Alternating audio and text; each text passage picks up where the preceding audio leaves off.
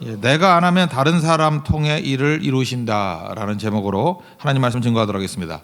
그 역사서가 두 가지 시각이 있다 그랬죠. 사무엘 상하, 열왕기 상하 이렇게 그 열왕기적인 시각이 있고 또 하나가 역대기적인 시각. 역대기는 바벨론 포로에서 돌아온 백성들이 기록된 거라 그랬죠. 그래서 사무엘 상하나 열왕기 상하 이 원래 당시에 쓰여진 역사를 보면은 다윗의 잘잘못이 다 기록되어 있습니다. 잘한 거, 잘못한 거. 이렇게 쭉 기록이 되어 있어요. 그리고 남북 이스라엘이 다 기록이 되어 있고. 그런데 역대기적 시각은 뭐냐 하면은 인간의 사소한 문제보다는 하나님적인 시각입니다. 인간이 뭔 짓을 하든 하나님의 뜻은 이루어진다. 약속과 성취라는 개념으로. 그래서 이게 두 가지 앵글이 다릅니다, 좀. 그래서 하나님의 시각을 가지고 좀 크게 보려고 그러면 역대기 시각이 훨씬 더 신앙에 도움이 되고, 또 세세하게 들어가 가지고 인간적인 측면에서 바라본다 그러면 사무엘 상하, 역대, 열왕기 상하 이런 걸 보면은 더 강해질 수 있다라는 것입니다. 오늘 본문을 보면 사무엘 하 이야기인데 사무엘 하 11장부터 21장까지 그 몇 장이죠? 11장이죠. 11장의 얘기를 8절로 요약해 버렸어요. 그러니까 이게 사실 8절은 그냥 축약해 버렸다 그 얘기지. 이 얘기가 다라는 건 아니죠. 이게 바로 역대기적 시각이라는 것입니다. 그 사무엘하 11장부터 다윗의 실패도 막 나오고 범죄도 나오고 뭐 아들이 뭐 자기 배다른 딸도 뭐 건들고 압살롬이 죽이고 도망치고 뭐 이런 많은 스토리가 8절로 축약이 돼 있다라는 거예요. 그러니까 무슨 얘기입니까? 하나님의 시각에 있어서는 인간의 잘잘못 그게 큰 영향 미치는 게 아니라는 거예요. 하나님의 뜻은 도도히 흘러간다는 것입니다. 그래서 1, 2, 3절 여기서 말씀하는 게 뭐냐면 인간은 실패했지만 하나님은 여전히 승리한다는 거예요. 그래서 우리가 세상 바라보면서 뭐 한두 사람의 인간 지도자 또 한두 사람의 뭐 넘어지고 일어섬 이런 거 가지고 막 낙심하고 막 그러잖아요. 이거 어떻게 되냐, 이제 뭐 교회를 문 닫게 됐다, 뭐 힘들어졌다 이러는데 절대 그렇지 않다는 것입니다. 인간은 넘어지고 깨지더라도 그것에 대한 대가를 다윗이 치르는 거예요. 그게 사무엘 하예요. 그렇지만 하나님의 크신 뜻, 하나님의 약속과 성취는 전혀 흔들림이 없더라. 그걸 우리에게 보여주고 있습니다. 한번 보죠. 1절 보겠습니다. 다 같이 읽겠습니다. 시작. 해가 바뀌어 왕들이 출전할 때가 되매 요압이 그 군대를 거느리고 나가서 암몬 자손의 땅을 격파하고 돌아가 라빠를 에워싸고 다윗은 예루살렘에 그대로 있더니 요압이 라빠를 쳐서 함락시키매. 해가 바뀌었다. 그리고 왕들이 출전할 때가 됐다. 이건 뭐냐면 이스라엘은 겨울은 우기입니다. 우기하고 건기가 이렇게 나눠져 있어요. 그래서 우기 때는 전쟁 못합니다. 움직일 수도 없을 정도로. 그래서 전쟁의 때가 딱이는 거죠. 옛날에 참 낭만적이었어요. 전쟁도 1년 내내 하는 게 아니고요. 쉬었다 또 가끔 하고 그래요. 그래서 이제 건기가 돼서 전쟁 때가 됐다 이런 얘기입니다. 이스라엘 백성들은요 이렇게 강대국이 있었거든요. 물론 북쪽 이런 메소포타미아, 메소라는 게 중간이라는 뜻이고요. 중간 그러니까 지중해 할 때 그 쓸 때 표현 있잖아요. 미디버하고 똑같아요. 그러니까 그 중간이라는 뜻이에요. 포타미아는 강이라는 뜻이에요. 강들 사이의 땅. 메소포타미아 그러면 유프라테스 티그리스 강 사이에 있는 땅을 메소포타미아라 그래요. 이해가 되시죠? 그런 거라고요. 그쪽에 있는 이민족들, 멀리서 오는 민족들이에요. 거기는 워낙 강한 나라니까 그거 빼놓고는 토착이라 그러죠. 팔레스타인 나라에서 제일 센 데는 서쪽에는 블레셋, 그리고 동쪽에는 암몬이에요. 암몬이 셌다고요. 암몬은 지금 어디냐면은 요르단입니다. 여기 라빠라고 나오죠. 라빠가 이게 지금 요르단의 수도가 암만인데 암만을 옛날에 라빠라고 불렀어요. 그러니까 암만이에요. 암만. 그 성지순례 굳이 가지 마세요. 위험한데 그 뭐 테러리스트도 많고 한데 가지 말고요. 유튜브 보면 돼요.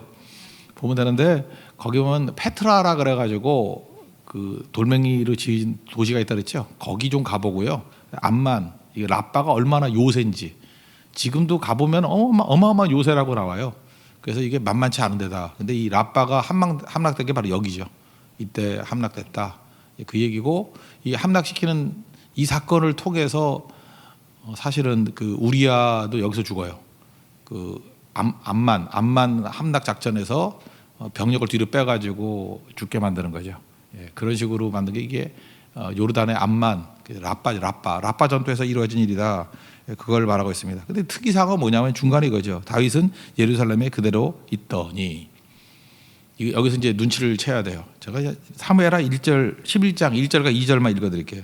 그 해가 돌아와 왕들이 출전할 때가 되매 다윗이 요압과 그에게 있는 그의 부하들과 온 이스라엘 군대를 보내니 그들이 암몬 자손을 멸하고 라빠를 에워쌌고 다윗은 예루살렘에 그대로 있더라. 여기 똑같죠. 그리고 사무엘하 11장 2절에 저녁 때 다윗이 그의 침상에 일어나 왕궁 옥상에서 거닐다가 그곳에서 보니 한 여인이 목욕을 하는데 심히 아름다워 보이는지라. 누군지 알겠죠? 바세바의 범죄, 그 위에 뭐 아들과 뭐 이런 상잔의 일들이 막 벌어지고 난장판이 벌어지게 된다라는 것입니다. 그럴 때에 다윗이 뭐 했다고요? 여기 보세요. 그냥 그대로 머물러 예루살렘에 그대로 있더니 남들은 강대국 암몬하고 그 전쟁하고 있을 때 다윗은 이런 죄를 짓고 있었더라. 특별히 그 가슴 아픈 얘기는 사무엘하 11장 14절 보니까 우리아 죽이라는 이야기를 우리아의 손에 편지를 들려보내요. 다윗의 잔인성이죠. 그거를 장군에게 갖다 줘라. 그랬더니 그거 받아주고 이제 앞으로 공격하다가 뒤로 빼가지고 전사한 것 같이 만들어버린 거. 하나님이 보시기에 악하더라 그런 거죠. 이런 일들이 막 벌어지고 그게 다윗이 예루살렘에 그대로 있을 때 벌어졌던 일이라는 것입니다. 그럼 우리는 무슨 생각을 해요? 이렇게 악하니까 깨지고 망해야 된다라고 생각하는데 하나님의 시간 거예요. 큰 흐름으로 볼 때 하나님의 약속은 다 이루어지고 있는 거고 다윗은 다윗 자체로 죄에 대한 대가를 치르는 부분들이 쭉 나와요. 그러니까 우리가 깨닫게 되는 게 뭐죠? 뭐 하나님의 일을 할 때 한두 사람의 넘어짐을 가지고 하나님의 큰 흐름이 다 깨지는 건 아니에요. 그건 그 사람은 개인적인 불쌍함이죠. 그러니까 우리도 그러잖아요. 뭐 내가 안 하면 하나님의 일이 뭐 그르친다. 근데 절대 그럴 일 없어요. 여러분이 성경 안 해도 딴 사람 통해 다 이루어져요. 내가 뭐 예배 제대로 안 드려도 딴 사람을 통해서 예배의 부흥이 일어나고 하나님의 약속은 다 성취된다고요. 그러니까 되게 어리석은 사람들이 뭐냐면 내가 안 하면 안 되는지 안다고. 그거 아니거든요. 내가 온전하게 서 있으면 나를 통해서 하나님이 영광 받으시는 거고 나를 통해서 열매를 거두시는 거죠. 다윗이 여기서 약간 이게 좀 은유적으로 표현이 된 건데 이렇게 그림자 같이 다윗이 얼마나 신앙 상태가 안 좋았는지를 보여주는 사건을 2절 3절에서 보여줍니다. 2절 3절 한번 읽겠습니다. 시작. 다윗이 그 왕의 머리에서 보석 있는 왕관을 빼앗아 중량을 달아보니 금 한 달란트라. 그들의 왕관을 자기 머리에 쓰니라. 다윗이 그 석에서 노략한 물건을 무수히 내오고 그 가운데 백성을 끌어내어 톱과 쇠도끼와 돌소리를 일하게 하니라. 다윗이 암몬 자손의 모든 성읍을 이같이 하고 다윗이 모든 백성과 함께 예루살렘으로 돌아오니라. 이 요압이라는 장군이 굉장히 정치적인 장군입니다. 그래서 자기가 라빠를 점령해도 되는데 마지막 점령하기 직전에 왕을 불러요. 놀고 있는 왕, 그죠? 이렇게 뭐 그 옥상에서 낮잠에 자고 있는 그런 왕을 불러요. 그래서 최종 승리를 하게 만들었는데 당시 이 그 암몬이 워낙 강력한 나라에서 왕이 쓰는 왕관에 그 금 한 달란트가 34kg거든요. 나 이게 믿어지지가 않아요. 34kg 어떻게 머리에 쓰나? 그건 뭐가 안 부러지나? 이거는 평상시에 쓸 수 있는 게 아니고 과시용이라는 거죠. 과시용 그거를 빼앗아 가지고 자기가 한번 써본 거예요. 물론 잠깐 썼겠죠. 그거 쓰고 어떻게 다녀요? 그죠? 잠깐 썼다라는 거예요. 뭐 좀 이상하죠. 옛날 같으면 다윗이 어떤 사람이었습니까? 뭐가 생기면은 희생하고 다시 하나님께 돌려드리고 그랬죠. 그래도 18장 같은 데 보면 그랬잖아요. 승리하면은 자기가 안 갖고 전리품 안 갖고 그거 갖고 나눠주고 하나님께 드리고. 그러니까 축복에 취하지 않고 승리에 취하지 않고 또 승승장구하는 모습이 있지 않았습니까? 이거 보라는 거예요. 여기서 지금 이거는 이제 바벨론 포로기 이후의 시각이기 때문에 다윗이 어떤 범죄를 했는지 다 알고 있는 사람들이에요. 요 1절 한 절만 표시하는 가운데 이제 혀를 차는 거예요. 이 훌륭한 왕이 이 꼴이 됐구나. 그리고 한 가지를 딱 얘기하는 거예요. 바세바 얘기를 하는 게 아니고 그건 뭐 다 아는 얘기니까 이 얘기를 하는 거예요. 이 암만의 왕의 왕가를 빼앗아 가지고 그걸 자기가 쓰더라. 이게 다윗의 모습이냐는 거예요. 이렇게 무너지고 깨지게 되더라. 여기서 우리 메시지입니다. 사람이 중요한 게 아니에요. 하나님께서 사람을 통해서만 일하는 게 아니고 그 하나님의 약속은 누굴 통해서든지 이루어지게 되는 것이다. 나를 불렀다 그러면 감사히 여겨야 된다는 거고 또 뒤집어 얘기하면은 이런 거죠. 누구도 깨끗한 사람 없다는 거예요, 인간은. 그래서 인간의 도덕성이나 뭐 윤리의 뿌리를 둬가지고 뭐 이렇게 근거를 가지고 한다는 건 어리석은 거다. 다윗조차도 이런 사람 아니냐. 우리야 말할 것도 없다. 요한복음 8장에 나오는 뭐 죄 없는 자가 돌로 치라 뭐 그런 거 비슷한 개념이겠죠. 여기에 뿌리를 둬서는 안 된다는 거죠. 그러니까 인간 중심으로 바라보지 말고 하나님 중심으로 바라보라. 하나님께서 일하시는 데는 두 가지 이 흐름이 있습니다. 하나는 은혜의 시각이 있고요. 하나는 공의의 시각. 그러니까 하나님의 그 다윗이 개인적으로 범죄했던 게 어저 터져서 집안에 막 불행이 생기잖아요. 그것도 하나의 흐름이에요. 그건 자기 자신의 죄에 대한 대가를 치르는 거. 이게 처절합니다. 피눈물 나는 일이에요. 그렇지만 하나님의 큰 은혜의 시각에서 이런 인간의 죄악을 뛰어넘는 하나님의 은혜의 승리가 있다. 근데 문제는 뭐냐면요. 이 두 가지 흐름을 요즘에 많이 쓰는 내로남불이죠. 나한테 적용할 때는 은혜를 적용하고 남한테 적용할 때는 정의를 적용해. 그건 악이라는 거예요. 오히려 반대가 돼야 되는 거죠. 이 두 가지 흐름이 있을 때 자기 자신은 다윗이 상태 좋을 때는 어땠어요? 시편 51편 같이 내가 죄인입니다 라고 하면서 이 공의를 나한테 적용시키면서 하나님 앞에 회개하면서 은혜를 구하죠. 그리고 다른 사람들을 대할 때 어때요? 은혜로 대하죠. 그죠? 다시 일어설 수 있게 만들어주고 설 수 있게 만들어주는 거, 그게 중요하다는 것입니다. 그러므로 우리가 가장 지혜로운 모습은 뭐냐? 사람에게 너무 연연하지 말고 언제나 적용할 때에는 내가 중요한 거 아니야. 내가, 그죠? 내로남불이 아니라, 그죠? 내가 할 때는 좀 철저하게 남에 대해서는 은혜의 시각으로 섬기고 도울 때 그것이 하나님의 뜻과 같이 가는 하나님 백성의 모습이라는 것입니다. 오늘도 명절인데 뭐 만날 거 아닙니까? 다른 사람 바라볼 땐 절대로 정의로 바라보지 말고 은혜로 바라보십시오. 그리고 내가 하는 행동에 있어서는 너무 은혜로 바라보려고 그러지 말고 철저히 정의로 바라보게 될 때 그게 하나님 앞에 온전하게 서 있는 길이다. 이런 메시지를 붙들 수 있다는 것입니다. 또 한 가지 두 번째는 뭐냐 하면은 이건 하나님의 메시지예요. 제가 옛날에 그런 설교를 했었는데 다윗이 물맷돌이 5개인 이유. 다윗이 왜 물맷돌을 5개를 들고 갔을까요? 골리앗 물리칠 때 말이에요. 사무엘상 17장 40절을 보니까 손에 막대기를 가지고 시내에서 매끄러운 돌 5을 골라서 이렇게 나와요. 그러니까 물맷돌을 5개 들고 간 거예요. 왜 5개 들고 가느냐? 저는 이걸 이렇게 해서 그랬어요. 사무엘하 21장 여기 본문하고 똑같은 얘기인데 그 블레셋에는요 거인 장군이 5명이 있었다고. 그러니까 한 사람이 골리앗이고 또 하나가 오늘 여기 본문에는 3사람만 소개가 되는데 이스비브놉이라는 사람이 하나 더 있어요. 이스비브놉.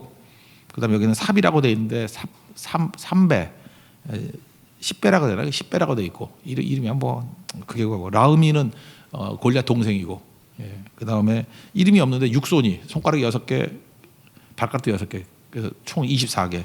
제가 이름 붙였어요. 성경에 이름이 없어요. 육손이 내가 붙인 거예요. 육손이. 그러니까 당시에 소문난 거인이 5명이 있었다고. 그러니까 다윗이 무슨 마음을 가지고 갔냐면은 물맷돌 5개 들고 가서 한 놈 골리앗이 나오면 저것 때려잡고 또 누가 나오겠어요? 이스비브놉 나오거나 뭐 삽이 나오거나 라흐미 동생이 나오거나 아니면 육손이가 나오면 내가 다 때려 죽이겠다 이런 확신이죠. 그래서 물맷돌 5개다 이렇게 해석을 했던 적도 있었는데 중요한 건 뭐냐면 다윗이 그때는 상태가 좋으니까 내가 다 하겠다 그런 마음이 있었잖아요. 그런데 실제로 블레셋의 그 거인족 5명을 물리친 건 한 명은 물론 다윗이 물리쳤죠. 골리앗은. 근데 나머지 4명은 여러 무명의 다른 사람들을 통해서 하나님께서 일을 이루시더라는 거예요. 우리도 마찬가지입니다. 뭐 나 없으면 안 돼. 그거 절대 아니라는 거예요. 유명해 보이는 다윗을 통해서도 골리앗 물리치지만 이 무명의 여러 사람들을 통해서도 하나님께서 능히 그 일을 이루신다. 그걸 말하고 있습니다.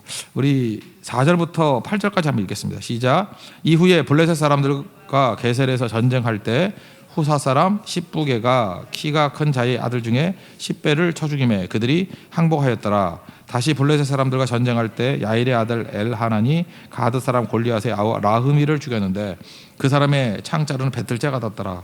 또 가드에서 전쟁할 때 그곳에 키 큰 자 하나는 손과 발의 가락이 6씩 모두 24이 있는데 그도 키가 큰 자의 소생이라. 그가 이스라엘을 능욕함으로 다윗의 형 시므아의 아들 요나단이 그를 쳐 죽이니라. 가드의 키 큰 자의 소생이라도 다윗의 손과 그 신하의 손에 다 죽었더라. 여기 하나 빠진 게 이스비브놉 하나가 더 빠졌는데 이거는 스루야의 아들 요압의 동생이죠. 아비새가 죽였어요. 이렇게 5명 죽인 얘기가 나온다고요. 다윗의 용기도 되게 중요하지만 우리도 마찬가지입니다. 어떤 위대한 사람이 어떤 일을 이뤘다고 해서 그 사람만 이루는 게 아니라 이 승리는 누가 주는 거예요? 하나님이 주시는 거다. 그래서 이렇게 무명의 인물들, 뭐 누군지도 잘 모르는 사람을 통해서 하나님께서 일을 하신다는 거 잊지 마십시오. 그래서 엘리야 신드롬에 빠지면 안 된다는 거예요. 뭐 이렇게 싸울 때 오직 나만 남았거늘 그때 하나님 뭐라 그래요? 바알에게 무릎 꿇지 않은 7천이 되겠다. 교회도 마찬가지입니다. 사람이 없어 보인다. 왜 사람이 없어? 우리 눈으로 보니까 없는 거예요. 하나님이 하나님 백성들을 일으켜 세워주는 거예요. 숨어있는 일꾼들이 있습니다. 이렇게 세워주는 거예요.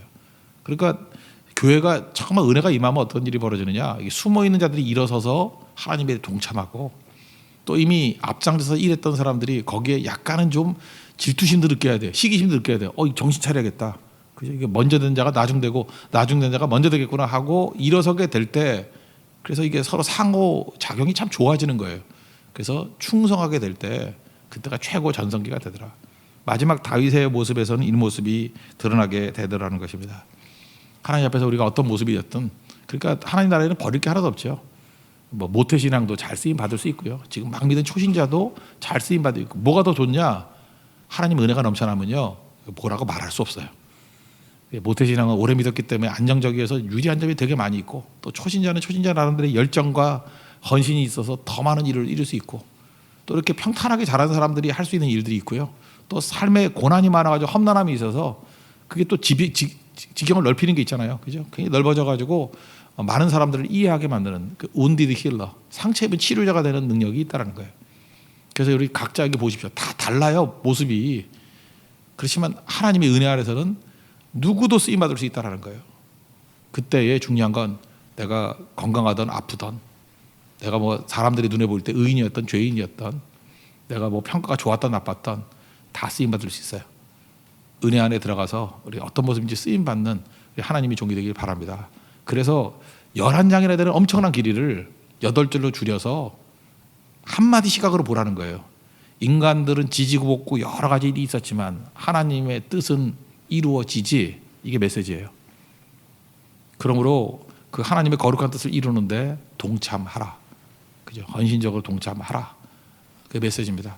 우리가 여러 모양에서 여러 상황에서 하나님 앞에 잘 쓰임 받고 충성하는 우리 믿음의 신실한 종되기를 축원합니다. 예.